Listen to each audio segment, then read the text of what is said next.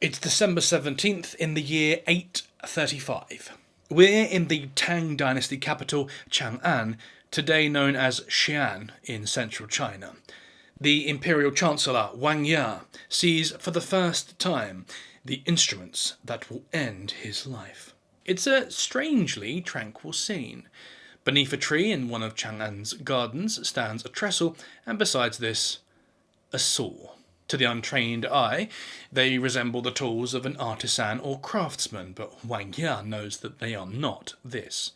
He knows that there'll be no sawing of beams and chopping of wood today. Instead, Wang Ya is the one who will be sawn and chopped. In the bitter December cold, the 70-year-old Wang Ya is strapped face down onto the trestle. It's a humiliating position for a man of his years and standing. With his hands and feet on the ground, he arches his back and raises his rump to the sky. Then his executioner begins. He starts at Wang Ya's lower spine, moving the blade back and forth in a sawing motion as the elderly man wails in agony. And the executioner does not stop there. In fact, he won't stop until he's reached the other side.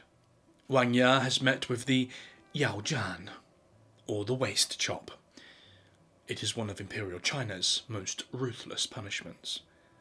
We don't know how long Wang Ya remained conscious during this ordeal. The massive amounts of blood loss and the severed spinal column may have put him under quickly, sparing him some of the anguish. But he may well have been alive too, even after the waist chop was complete. Records show that Wang Ya's head was cut from his shoulders shortly afterwards and displayed on the city's Xing'an Gate. Whether this was a final act of mercy or just a way to collect a trophy, we're not sure. The waist chop has become a symbol of judicial brutality in Imperial China, the period that stretches from the ancient age right up to just before the First World War. And it's easy to see why the waist chop has become so symbolic. It's cruel, it's humiliating, and it inflicts unimaginable agony on its victim. But as we shall see, some punishments went even further, plumbing the depths of inhumanity in an effort to make a point and send a message to potential miscreants.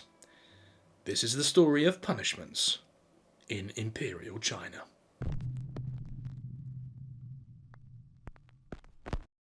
The grim end of Wang Ya is difficult to rationalise. It suggests something chaotic and random. It suggests haphazard expressions of brutality designed to be as horrific and blood-curdling as possible. But this is not really the case. Right across the broad sweep of China's imperial history, it is true that punishments certainly were horrific and blood-curdling, but they were not random. They were based on a codified set of rules and prescriptions, basically right from the very beginning. Back in the early days of the Xia dynasty, around 4,000 years ago, King Qi of Xia sought to develop a legal code he could use to pacify his burgeoning kingdom. He may have taken inspiration from the Miao people, who still inhabit southern China and Southeast Asia. The Miao had a code of punishments that they would mete out to their own criminals. According to legend, King Shi liked what he saw and implemented this code in the Xia kingdom. Over the following millennia, the Proto-Chinese judicial code developed from these early origins. It coalesced into something very simple, but also disturbingly brutal. This was the Wu Xing, or the 5 punishments. It's this code of Wu Xing that brings us, around 1500 years later, to the story of the unfortunate general and tactician Sun Bin, of the state of Wei. Sun Bin was a talented young man. It was said that he was a descendant of the legendary Sun Tzu, whose writings on military strategy are still studied to this day. Back in the 4th century BC, this made Sun Bin something of a star. While studying military strategy in the Wei Kingdom of northeastern China, he stood out as a gifted future general. But for his friend and fellow student, Pang Juan, Sun Bin was not a star and instead was a threat to Pang's own ambitions. Pang grew jealous of Sun. Years later, when the two were serving as generals in the Wei army, Pang decided his former friend needed to go. Pang framed Sun for treason, and as punishment, Sun would be branded so that he would forever carry the mark of a traitor. But the punishment did not end there. Even worse than the branding, his kneecaps were cut from his legs. Sun Bin would describe this grim treatment. He left the Wei state and joined the rival Shi army. In 342 BC, he would take his revenge. Despite Sun Bin's debilitating punishment, he was able to lead the Qi forces at the Battle of Ma Ling. Here, they defeated the Wei. Pang Juan would not survive the encounter. He was mortally wounded in an ambush and then committed suicide. Sun Bin's treatment sounds grim and barbaric, but it would not have been surprising at the time. The general had received 2 of the 5 punishments of ancient China, namely Moi, meaning ink, and Yue, which essentially means to cut off the feet. With Moi, tattoos and brands would be used to mark the prisoner out as a criminal. They would carry this mark of shame for the rest of their lives. With Yue, the lower limbs would be brutalized. Essentially, this meant one or both feet would be chopped off. In Sun Bin's case, the interpretation was a little different. Rather than the feet, his kneecaps were removed. Sun Bin's story may have become shrouded in legend, but these punishments did actually happen. In 1999, a female skeleton around 3,000 years old was discovered. One of her feet was missing, and the ends of her leg bones exhibited signs of soaring. Perhaps this was an example of an early bit of preventative surgery, maybe after an accident or illness. But Peking University archaeologist Li Nan doesn't think so. Speaking to Live Science, she said, quote, "After careful observation, our research team ruled out other possibilities and agreed that punitive amputation is the best interpretation." Surely this woman must have committed some hideous crime to deserve such treatment. So, what did she do? Well, Li isn't sure. There were lots of crimes that carried out this sort of penalty. In fact, there were 500 separate infractions in total. In Li's words, this included rebelling, cheating, stealing, and even climbing over certain gates. In other words, the woman may have had her foot chopped off simply for trespassing, or a possible 499 other crimes. So in Mo and Yue, we have 2 of the 5 punishments. So what about the other 3? Well, for around 1,000 separate offences, you could suffer yi. In other words, you'd have your nose chopped off. The most famous example of yi comes from the early Han dynasty in the 2nd century BC. When a concubine named Lady Qi fell foul of Dowager Empress Li Jie, her days were numbered.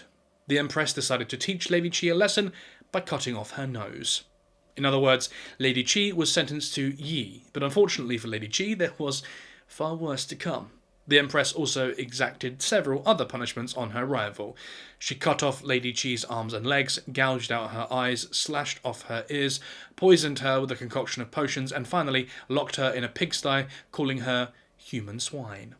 One of the few punishments that Lady Qi did not suffer was the next of the 5 punishments, gong. Gong meant castration. The prisoner's male parts were chopped off, and the victim may then become a eunuch serving the imperial harem. This was a penalty for around 300 offences. Generally, these offences were serious sexual crimes, but the punishment was also applied to adultery or general promiscuity. Women could also be sentenced to gong, although some historians believe that the body of a female prisoner would be unharmed. These offenders may simply be confined to a room as a kind of house arrest. However, in William Ninehouse's edition of Sun Ma Qian's Grand Scribe's Records, he states that mutilation of women's parts did take place. So, women may not have been spared the cruel physical suffering of gong either. All of that brings the grim total of punishments up to 4, which means 1 more remains. Up till now, these have all been corporal punishments designed to cripple the body and condemn the prisoner to a life of shame. The final punishment is, well, final. It's the death penalty. There were many death penalties in Imperial China. Prisoners might be chopped into 4 pieces, or they may be boiled alive. They might also be pulled apart by a system of 5 chariots, 1 attached to each limb and 1 to the neck. Other prisoners may simply have had their head chopped off, or be strangled. There's also a very specific punishment known as qi shi, which involves leaving the mutilated corpse of the victim in the local public market as a warning to others. And then there are other methods of execution, one of which we've seen already with poor old Wang Ya. But we're going to come back to these, as we haven't yet begun to scratch the surface of Imperial China's corporal punishments. Now, the eagle-eyed among you may have spotted that some of what we've talked about up to this point takes place before 221 BC, with the notable exceptions of poor old Wang Ya and Lady Qi. This means It took place before Qin Shi Huang ended the Warring States period and unified China under the Qin dynasty. There are two reasons why I've decided to cover these pre-dynastic cases. The first reason is that there is a continuous cultural thread throughout Chinese history. While the dynastic period generally covers 221 BC until the end of the Qing dynasty in 1911, the threads of this culture extend far beyond this. So we can take three very different points in time, such as the Xia dynasty in 2000 BC, or the Qi kingdom in 300 BC, and the Tang dynasty of 700 AD, and we can see similar cultural foundations exhibited in each one. These periods are not identical by any means, but they do stem from the same cultural roots. It's not quite the same as lumping the legal codes of Roman Britain together with the social practices of earlier Celtic tribes or of the later Anglo-Saxon kingdoms. The second reason is that the 5 punishments were around for over 1,000 years. This means they were extended well into the dynastic period itself. It wasn't until around 176 BC that the Han dynasty abolished the 5 punishments. According to legend, it was a 14-year-old girl who brought about the end of Wuxing. This was Chunyu Tiying, who travelled to the court of Emperor Wen to petition for the release of her father after he was accused of medical malpractice. At the court, she addressed the emperor directly. As a daughter, I am willing to redeem my father's sin by being your slave for the rest of my life. I beg you to spare him from this punishment, and thus he will have an opportunity to make a fresh start. In a bit of rare leniency from the ancient world, it seemed Emperor Wen was moved by the girl's words. Not only did he pardon her father, but he didn't accept Ti Ying's offer to be his slave either, which was nice of him. We don't know whether this ever actually happened. Barbara Bennett Peterson's book Notable Women of China seems to suggest that it is a true story and that the emperor was moved by the girl's outstanding example of filial piety. In other words, she had honoured her parents and had therefore fulfilled her duty under the Confucian moral code that underpinned Han Dynasty society. But even though Wuxing was abolished during the Han Dynasty, brutal corporal and capital punishments continued. By the Sui dynasty, around 700 years later, a staunch code of corporal punishments and fines was in place, ensuring that anyone who broke the law would know what was coming to them. These corporal punishments would be applied for 7 of the 10 abominations, the crimes deemed to be so abhorrent that they carried the highest levels of punishment. These crimes ranged from the murder of one's parents to committing incest, or even simply not showing the proper respect to the emperor. The code of punishment revolved around 4 aspects: beatings, fines, imprisonment, and exile, and each of these aspects would be applied to a differing degree depending on the offence. For example, less serious offenders would be flogged with a light bamboo cane, whereas more serious offenders would be beaten with thick, heavy sticks. The process of exile was known as yu, which was applied across 3 different degrees. The minimum exile was 620 miles away from the criminal's birthplace. The worst degree was 930 miles. Often, however, prisoners were simply sent to the island province of Hainan, as this was believed to be sufficiently remote. This system of beatings, fines, and exile long outlasted the relatively short-lived Sui dynasty. A similar code was still in use as late as the Qing dynasty, which lasted from the 17th century right to the 20th century. But some punishments existed outside these codes. These punishments were tortures designed to elicit a confession, something that was vital for a conviction under Imperial Chinese law. In 1585, the Spanish bishop Juan González de Mendoza wrote his History of China.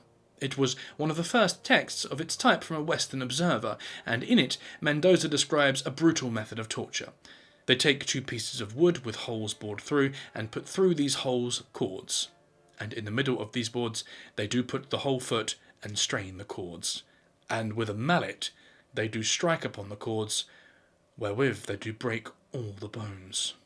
Mendoza is describing the jiagun, or ankle crusher. This was a process designed to inflict maximum pain on the victim without putting their life in danger. It was a legally sanctioned method of torture and interrogation right up to the end of the Qing dynasty.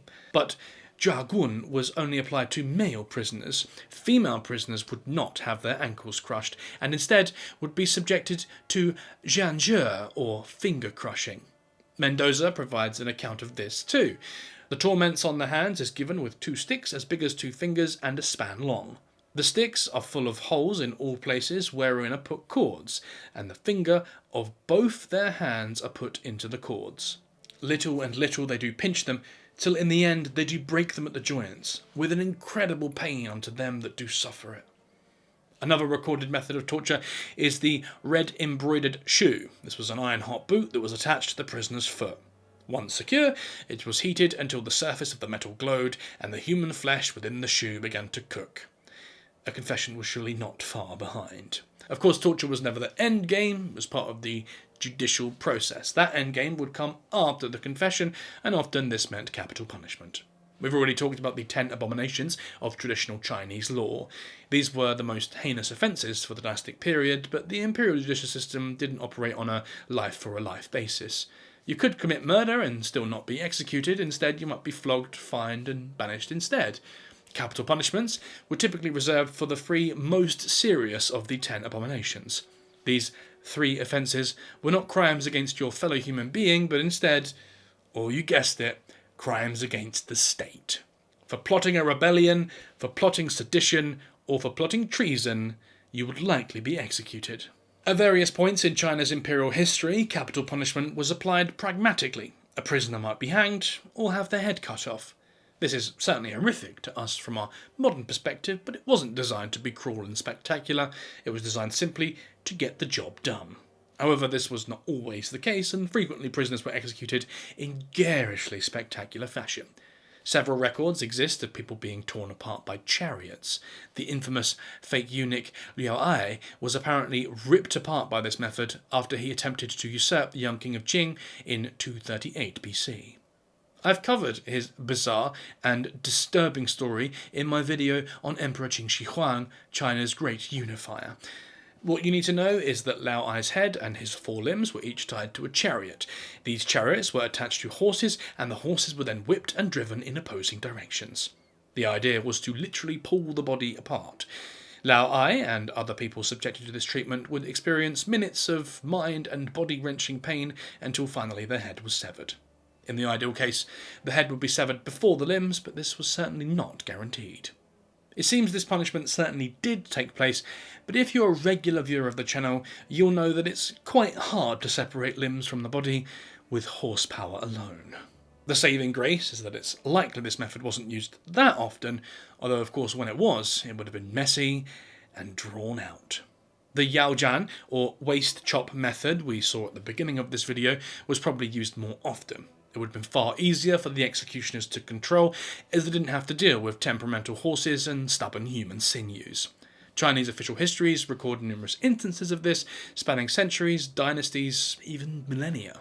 Poor old Wang Ya, for example, was cut in half during the Tang dynasty in the 9th century. At more than 70 years old, the imperial chancellor Wang Ya was already well beyond the average life expectancy for the period. He should have been revered as an elder, but when he attempted to stand against the cabal of eunuchs who'd seized power in the imperial capital, he found himself humiliated and brutally killed. Along with his fellow chancellors, Wang was paraded through the streets and markets of Chang'an one bitterly cold day in December of 1835.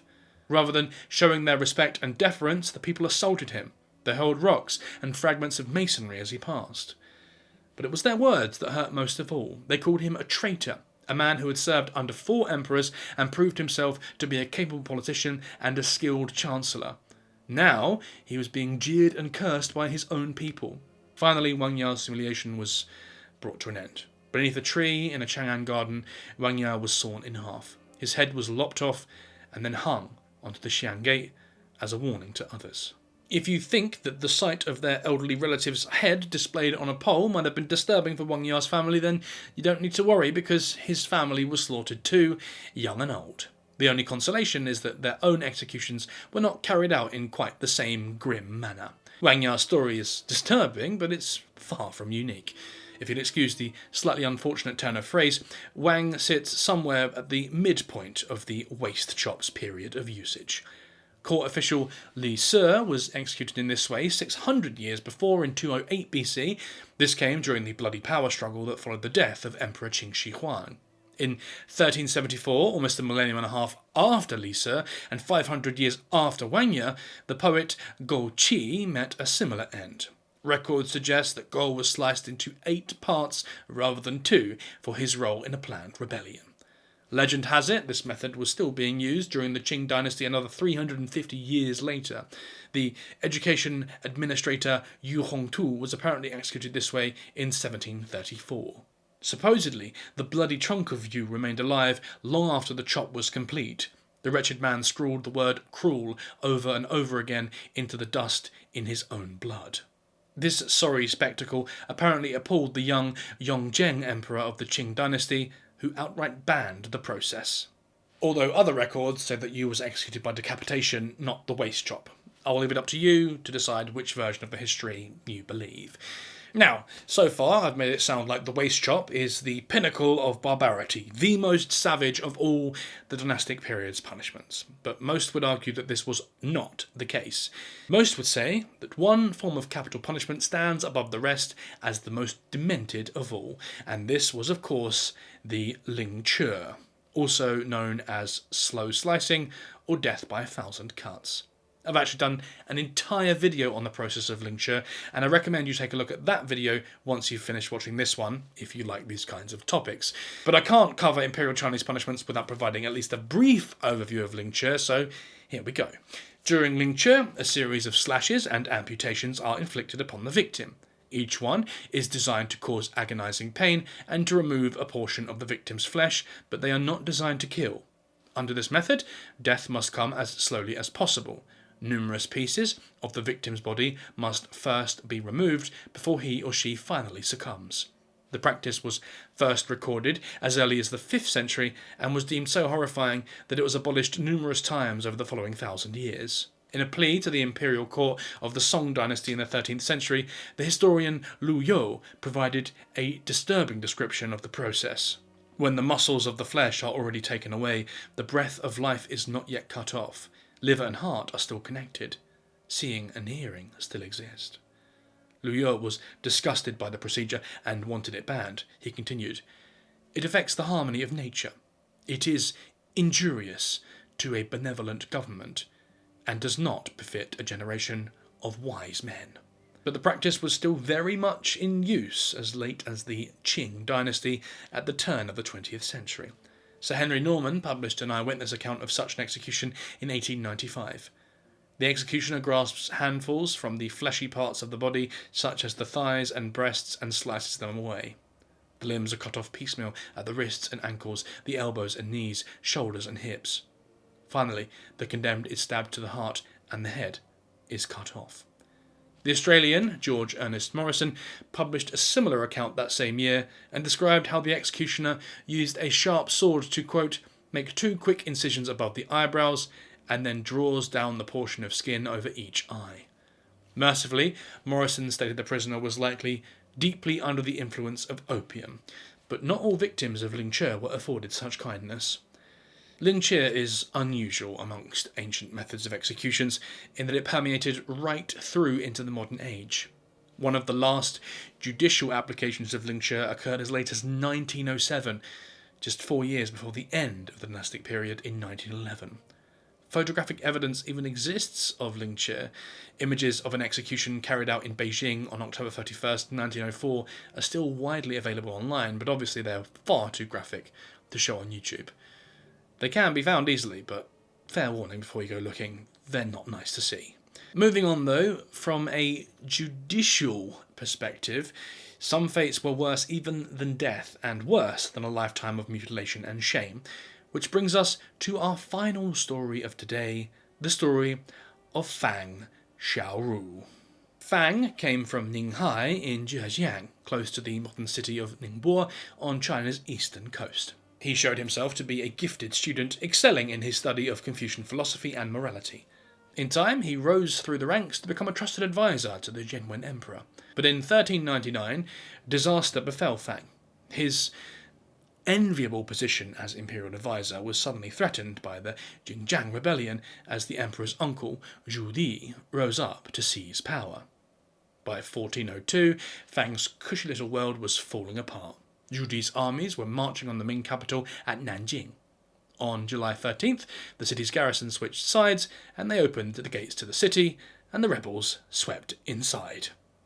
The imperial palace was put to flame, and in the blaze, the genuine emperor, the empress, and their eldest son perished. Zhu Di took the imperial throne, and this meant selecting a new title as emperor. He decided on Yongle, meaning perpetual happiness. Only there was no perpetual happiness for the followers of the deposed genuine emperor. Yongle began a purge that would essentially wipe his predecessor from the face of history, and this meant that Fang Xiaoru was now a target. According to the official History of Ming, penned around 300 years later, Fang did have a chance to save himself. He was ordered to write the emperor's inaugural address, but he refused. Fang, for this, was sentenced to death. But not only Fang, his entire family would also need to be put to death. The Emperor of Perpetual Happiness sentenced Fang to miazhi, or the extermination of the clan. This meant the murder not only of Fang, but also a number of his family members. The highest degree of this punishment was the extermination of 9 generations. This sounds insane. 9 generations is about 270 years of family history. To go back 9 generations in your family, you would end up in the mid-1750s. Even Ming China wasn't going to dig up 2.5 centuries worth of corpses and then symbolically re-put them to death. Instead, the extermination of 9 generations worked like this. Fang's parents were put to death, as well as his own children and grandchildren. His siblings and siblings-in-law were also executed. In the eyes of the law, that took care of 5 generations. Then, Fang's uncles and aunts were executed, followed by his cousins, his wife, and his wife's parents. By bending the definition of what a generation actually is, the Yongle Emperor managed to find 9 generations of Fang's family to murder. According to the Annals of Ming History, published 200 years after the event, the Yongle Emperor went even further. Apparently, when the sentence was read out and Fang was informed that 9 generations of his family were to die, Fang responded, "Why not 10? This 10th generation was then interpreted as Fang's students and peers, so his sudden outburst to the emperor got them killed too. The annals suggest that in total, 873 people were executed. Leaving Fang alive, after getting nearly 1,000 of his relatives and friends killed, might have been a punishment in itself, but of course he too had to die. The sources differ as to how exactly Fang himself was executed. It may have been Ling Che, or he may have received the waist chop. Neither sounds like a particularly appealing end. Just like with any history of Imperial China, we do have to question the sources at least a bit. Dynastic histories tend to be written by the official historians of the following dynasty, and these historians tended to have an axe to grind. As they're writing about what was basically a civil war in the Ming dynasty, later historians may well have picked a side. They may have wanted to make Zheng Wen and his supporters appear more virtuous compared to the bloodthirsty Yongle. Or they might have wanted to make Yongle look like a strong and ruthless ruler. This is actually more likely, as Yongle has gone down in history as one of the great Chinese emperors. Regardless of the details, though, familial exterminations did happen. Fang Xiaoru is the only documented example of a person sentenced to 10 degrees of extermination, and even the 9 degrees didn't happen very often. But having your parents, children, spouse, and other family members put to death for a crime that you committed definitely happened, and was considered the most severe of all the punishments of Imperial China. The bloodthirsty days of the waist chop and the ankle crusher might be distant memories now, but the lasting effects of things like miazhi live on. This punishment claimed entire families and wiped out whole bloodlines permanently. It was essentially an eternal punishment, one that would last for all time. For a society based upon familial honour and legacy, there was no worse fate than this.